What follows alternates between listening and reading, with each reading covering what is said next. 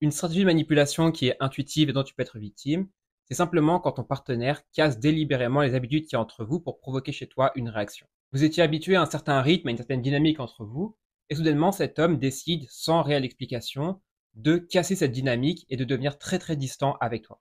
Dans ce genre de moment, ta réaction instinctive va être de continuer à courir après la personne. Tu vas te dire que peut-être que ce jour-là, elle t'a ignoré parce qu'elle était occupée, peut-être qu'elle faisait la tête, etc. Mais que c'est peut-être juste un petit épisode anecdotique et que tu peux, en lui courant après, entre guillemets, rétablir les choses comme elles étaient avant.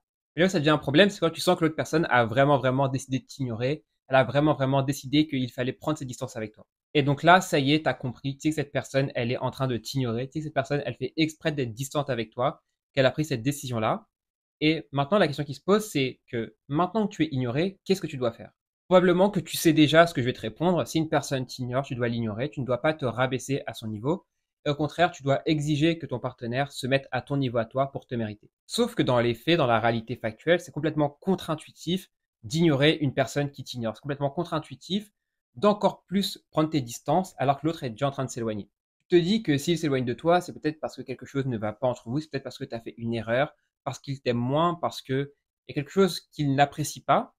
Et donc, intuitivement, tu vas voir ça comme un signal que tu dois le comprendre, tu dois te mettre à sa place et tu dois le rassurer. Peut-être même qu'il est devenu distant à la suite d'un truc que tu as fait, d'un truc que tu lui as dit qu'il n'a pas vraiment apprécié. Et peut-être que d'un certain point de vue, il a vraiment raison, tu as fait quelque chose qui n'est pas vraiment très appréciable et tu comprends pourquoi il devient distant avec toi. Et donc, tu te dis que c'est à toi de comprendre ton point de vue, d'être entre guillemets plus mature, parce que lui, il est dans ses émotions, lui, il est fâché, etc. Et d'essayer de faire en sorte que tout refonctionne entre vous.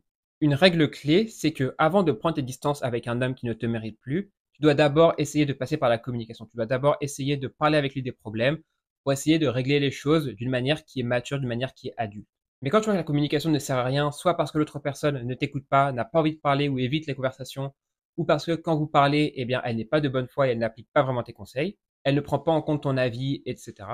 Quand tu vois que la communication entre vous est un cul-de-sac, c'est à ce moment-là que tu dois prendre tes distances avec elle. En l'occurrence, cet homme est distant avec toi, tu peux essayer de parler avec lui pour essayer de comprendre son point de vue. Si tu vois que ça ne sert à rien parce que cette personne a décidé de se faire désirer, eh bien, à ce moment-là, lui envoyer des signaux pour lui montrer que tu es encore intéressé par lui, que tu le comprends, que tu te mets à sa place, ou alors simplement lui montrer que tu le pardonnes, etc.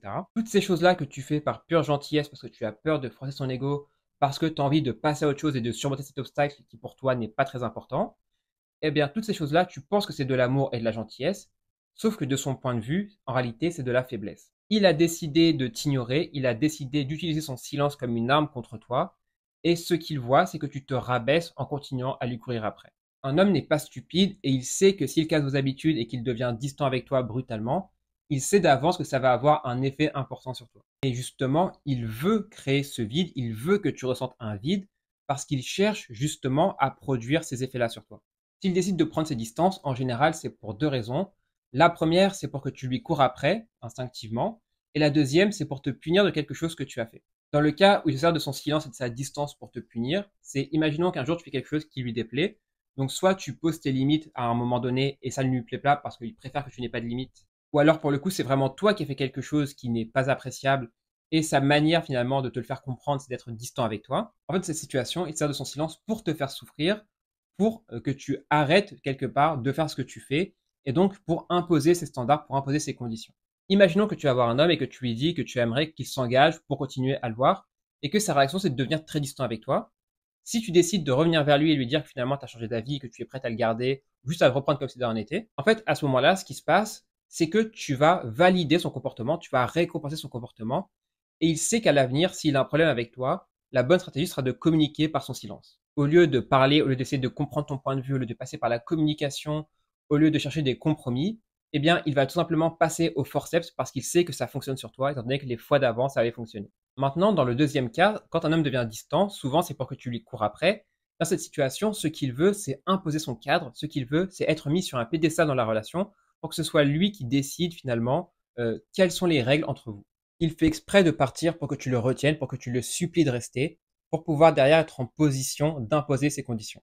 Le problème, c'est que si tu acceptes de lui courir après, même parce que tu te dis que c'est un cas de force majeure, même parce que tu dis que cette fois-ci c'est vraiment différent et que c'est vraiment passé quelque chose de grave ou j'en sais rien, si tu acceptes de courir après un homme quand il devient distant, Ce qui se passe, c'est que tu le mets sur un piédestal et il pense que tu es acquise. Factuellement, c'est lui qui peut partir à tout moment, c'est toi qui le supplie de rester, et donc ça crée un déséquilibre qui est énorme dans votre relation. Et ce qui est très très grave à cet égard-là, c'est qu'un homme n'est pas amoureux d'une femme, en tout cas n'est pas fasciné et n'admire pas une femme, quand cette femme-là le met sur un piédestal. Ce qui fascine, ce qui rend une femme admirable aux yeux d'un homme, bien souvent, c'est le fait que cette femme-là, justement, est sur un piédestal, cette femme-là est une femme qui se mérite, et pour cette femme, il est prêt à faire énormément de sacrifices, il est prêt à se dépasser en tant qu'homme pour la mériter. Donc quand tu mets un homme sur un piédestal, sur le court terme, certes, tu vas le garder parce que tu as accepté de baisser drastiquement tes standards pour rester avec lui, et du coup, bah, vous allez vous voir, vous allez passer plus de temps ensemble sur le court terme, mais sur le long terme, c'est à ce moment-là que tu le perds. Il perd ses sentiments pour toi, il perd son admiration pour toi, et donc il ne sera plus prêt à se battre pour toi, puisque c'est toi qui te battras pour lui. Et j'ai même envie de dire que si tu décides de ne plus te battre pour lui parce que tu décides d'en avoir marre de son comportement, et bien dans ces cas-là, il ne se battra toujours pas pour toi, parce qu'il n'a plus d'admiration pour toi comme il en avait au début. Il teste simplement tes limites. Il faut bien comprendre que quand tu es dans une relation avec n'importe quelle personne, eh bien l'autre personne va tester tes limites. Naturellement, tu vas imposer tes conditions à l'autre personne, tu vas lui faire comprendre qu'il y a certaines choses que tu n'acceptes pas, et tu vas lui faire sentir que si elle emprunte ces conditions, tu vas devenir froide avec elle, ou en tout cas tu vas te fâcher. Le truc, c'est qu'en début de relation, souvent, un homme a très très peu de limites vis-à-vis d'une femme, mais une femme a beaucoup de limites vis-à-vis d'un homme, sauf qu'à mesure que la relation avance, les rôles s'inversent. Plus tu vas passer de temps avec un homme, plus tu vas naturellement t'attacher à lui, plus il va gagner ta confiance, et donc naturellement, plus tu vas avoir peur de le perdre. Et ça, justement, lui, il va le ressentir, et du coup, puisqu'il sent qu'il est important pour toi, il va te parler justement maintenant de limites, de conditions dont il ne te parlait même pas avant. Et comme maintenant tu as beaucoup plus peur de le perdre qu'au début, que tu as beaucoup plus peur que la relation se casse, eh bien tu vas accepter de baisser tes propres standards et d'accepter ces nouveaux standards à lui. Il faut bien comprendre que cet homme-là, au fond, il n'a pas changé, sa vision de toi n'a pas changé, ses émotions pour toi n'ont pas changé, il t'accorde toujours la même valeur. Ce qui a changé, en réalité, ce n'est pas lui, c'est toi. C'est toi qui t'es attaché plus à lui que tu ne l'étais au début. Et comme il voit que tu as changé, il s'adapte à la nouvelle situation, il se permet soudainement d'imposer de nouvelles conditions en utilisant son silence comme une arme. Et plus il voit que son arme est efficace sur toi, plus il perd son admiration sur toi, et surtout plus il a la sensation d'être important, et il se met lui-même sur un piédestal. En fait, son ego est tellement gonflé à bloc, il a tellement la sensation d'être incroyable et d'être spécial à tes yeux, que derrière, ce sera très très très difficile de le faire descendre de son piédestal. Ça veut dire que même si son amour pour toi continue à être très très grand, même s'il est encore amoureux de toi, il n'acceptera plus de redescendre au niveau où il était parce que son amour pour lui-même, parce que son orgueil n'accepterait pas d'avaler une telle chose. Et c'est pour cette raison que ce qui est vraiment attirant chez une femme, c'est son silence. Si tu commences à t'attacher à un homme et qu'il le ressent, et s'il commence à utiliser son silence et sa distance comme une arme contre toi, ce que tu dois faire dans un premier temps, c'est que tu ne dois jamais, jamais, jamais accepter de te rabaisser pour lui, parce que quoi qu'il en soit, c'est peut-être confortable d'avoir une personne qui se rabaisse pour nous, mais ça nous fait également perdre toute l'admiration qu'on avait pour cette personne. Et dans un deuxième temps, ne cherche pas non plus à attaquer son ego ou à entrer en guerre avec lui, en pensant que ce soit une bataille de qui va gagner et qui va perdre.